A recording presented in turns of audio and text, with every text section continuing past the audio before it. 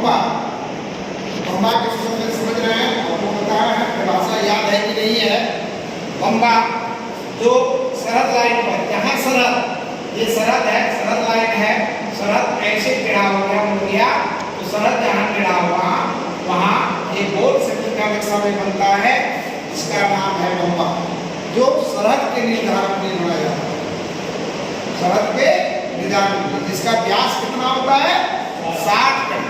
इसमें क्या पाया जाता है, इसमें लकड़ी का कोयला, टीना का चोंगा या मिट्टी के चोंगा में भरकर और इसे तो बैठा दिया जाता है। कब? सर्वे में, सर्वे आता है तो यहाँ बनता है। और कभी कभी ऐसा चीज लगता है इसको मुश्किल माना जाता है और इससे पैमाइश नहीं किया जाता है। तो आप स्पष्ट जवाब दीजिए कि बम्बा किसे कहते हैं, है ना? बम्बा में क्या पाया जाता है, आप स्पष्ट बताइए। सरहद के निर्धारण के लिए बम्बा तैयार किया जाता है, जिसका व्यास 60 कड़ी होता है। इसमें जमीन पर 3 से 4 फीट का कोड़ के लकड़ी का कोयला, टीना का चोंगा या मिट्टी के चोंगा में भर के बैठा दिया जाता है ना? और ये जमीन में 3 से 4 फीट गड्ढा कीजिएगा तो आपको मिल जाएगा कोयला, राख बना। और नक्शा में सिर्फ गोल सर्कल का बना रखते हैं, जिसे हम बम्बा कहते हैं। बम्बा व्यास क्या बोले 60 कड़ी।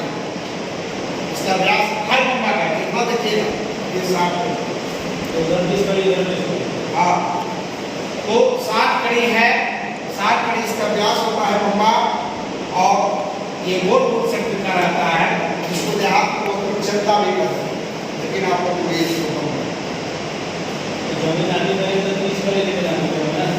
हाँ, तो उसे नापी नहीं अगर बगीचा लोग लगता है। बम्बा सरहद में जो है ना, बम्बा जहाँ टेढ़ा रहता है तो सरहद के निर्धारण के लिए ही बम्बा तैयार किया जाता है। बाई चांस नहीं मिला तो इसको भी इसको बना के लोग उससे बनाते हैं, जमीन में कोड़ के इसका लकड़ी का कोयला भी कोई इससे मजा हुआ, कोई झगड़ा हुआ, सरहद के लिए हमारे राज्य में नहीं होता, देश के सरहद के लिए होता है, नहीं होता देश के सरहद के लिए। जैसे हमारे बगल में क्या है, बिहार के बगल में नेपाल और बिहार है कि नहीं? तो नेपाल और बिहार में सरहद है, वहाँ भी बना हुआ एक जमीन छोड़ा गया है, त्रिभुज टाइप करके शिवानी वहाँ बना अभी मौका मिला है आने के लिए। दूसरा देश ने तो नेपाल बिहार भेजिएगा तो नेपाल अलग देश है और इधर बिहार है, इंडिया हो गया, नेपाल हो गया। हम लोग गए हैं, देखे हैं दुर्गा पूजा के समय, ठीक है, और हम समय का चीज। तो इस तरह से हम इसमें आप मुझे मुरब्बा के लिए तो क्या करेंगे, मुरब्बा बनाने के लिए ये जब इस तरह का नक्शा है पहले तो क्या करेंगे, चौगड़ा का खोज करता है, यहाँ चौगड़ा खोजा और इसको एक मुश्किल बनाया, कैसे इधर से टाई ले लिया, इधर से टाई ले लिया, इधर से टाई ले लिया और एक मुश्किल बनाता है। फिर इसके बाद यहाँ मुश्किल बनाएगा, इसी तरह टाई लेते हुए जहाँ मिलेगा, फिर इसी तरह यहाँ मुश्किल बनाता है। तो बहुत सारे सर्वे करने के लिए, मुरब्बा बनाने के लिए बहुत मुश्किल सबसे पहले अमीन नाम के नक्शा में बनाते हैं। और नक्शा में बनाने के बाद क्या करते हैं, एक मुश्किल से दूसरी मुश्किल की जो दूरी होगा उसको नापते हैं और नापने के बाद जब 5 जरी पूरा होता है तो एक साइड इसको काट देते हैं, एक छीन देते हैं 5 जरी को, 10 जरी जहाँ पूरा होता है वहाँ दोनों साइड इस तरह काट देते हैं। तो ये हो गया, इसका नाम हो गया क्या, पंजा, और इसका नाम क्या हो गया, डाला। इसका पंजा हो गया, इसका डाला हो गया। फिर जहाँ 15 होता है फिर एक साइड काटता है, इसका नाम हो गया पंजा। फिर यहाँ से यहाँ आया, फिर 10 जरी हो गया, दोनों साइड काट दिया, नाम हो गया ताला, ला। फिर 5 हुआ, फिर पंजा, फिर यहाँ से यहाँ तक आया, फिर ताला, एक पंजा, एक ताला। वो जो है सब पंजा और ताला बनाता है, छीन लेता है नाम, 5 जरी पर पंजा, 10 जरी पर ताला। फिर क्या करता है, ये पंजा है, ये पंजा है, तो पंजा को पंजा से जोड़ता है, डाला है, ये डाला है। यदि यहाँ डाला है तो डाला को डाला से जोड़ता है, फिर डाला को डाला से जोड़ता है, फिर इधर से पंजा बनाया था, पंजा से पंजा जोड़ दिया, इधर से डाला जोड़ दिया। जब जोड़ देगा तो कुछ तो टुकड़ा होगा, और ये टुकड़ा होगा तो इस टुकड़ा का ही नाम है मुरब्बा।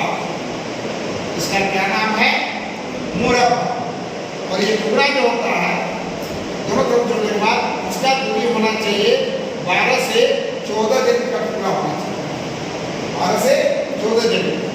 अब इतना का हम तो बना दिए पंजा और दाला।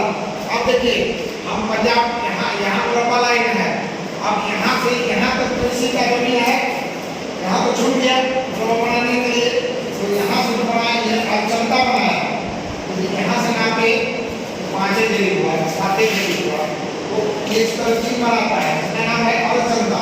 फिर यहाँ से नापे तो यहाँ 10 जरी हो गया, यहाँ से सड़क मुरब्बा लाई, मुरब्बा लाइन से सड़क तक नापा, यहाँ 10 जरी हो गया, 10 जरी तक इस तरह का चिन्ह बनाता है। ठीक है, पूर्ण चंदा, इसको क्या कहते हैं? अर्धचंदा, और इसको पूर्ण चंदा, चंदा कहते हैं। चंदा अर्धचंदा। यदि मुरब्बा लाइन से सड़क तक 10 जरी से कम होता है तो अर्धचंदा बनाने के लिए विभाग बताएगा। यदि मुरब्बा लाइन से सड़क तक 10 जरी होता है तो पूर्ण चंदा बनाएगा। क्या? पूर्ण चंदा।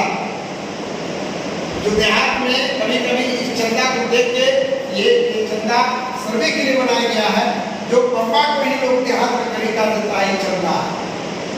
चंदा कब बना था? सर्वे करने। अब इस तरह से मुरब्बा लाइन, इसका नाम हो गया मुरब्बा लाइन। ये यहाँ से फिर बनाया अर्धचंदा, फिर ये मुरब्बा लाइन में यहाँ से सरहद है अर्धचंदा, फिर अर्धचंदा, फिर अर्धचंदा, फिर यहाँ मुरब्बा लाइन था, यहाँ मुस्लिम बनाए थे अर्धचंदा, पूर्णचंदा, फिर यहाँ से अर्धचंदा, पूर्णचंदा, अर्धचंदा, पूर्णचंदा। चारों तरफ मॉडल नक्शा के चारों तरफ अर्धचंदा पूर्णचंदा बनाता है, और पूर्णचंदा बनाता है, और इसमें फिर नापता है। अर्धचंदा है तो 5 कहाँ हुआ था? ये 10 था तो यहाँ 5 का हुआ था, पंजा कहाँ हुआ था? फिर पंजा को पंजा से जोड़ देता है, फिर 10 हुआ तो दाला को जोड़ता है, पंजा को जोड़ता है, फिर पंजा को जोड़ता है, फिर इधर पंजा को जोड़ दिया, इधर दाला को जोड़ दिया, पंजा को जोड़ दिया, और इस तरह सब जोड़ता है चारों तरफ। और जब जोड़ देता है और जितना टूट गया टुकड़ा हो गया तो हो गया पूरा पंजा। तो पंजा से क्या होता है? चंदा से नापने का नहीं बता रहे हैं, चंदा सिर्फ मुरब्बा बनाने के लिए बना रहा है, नापने के लिए नहीं बना। नापने के लिए जब बनाएंगे तो चंदा बनाएंगे हम लोग ना। सर्वे करने अभी सब मुरब्बा बनाया ना। एक कहने का मतलब है कि पहले सर्वे हुआ था जिसमें 1000 करोड़ है ना, अब 1000 करोड़ जो है अब सर्वे हो गया 1 लाख,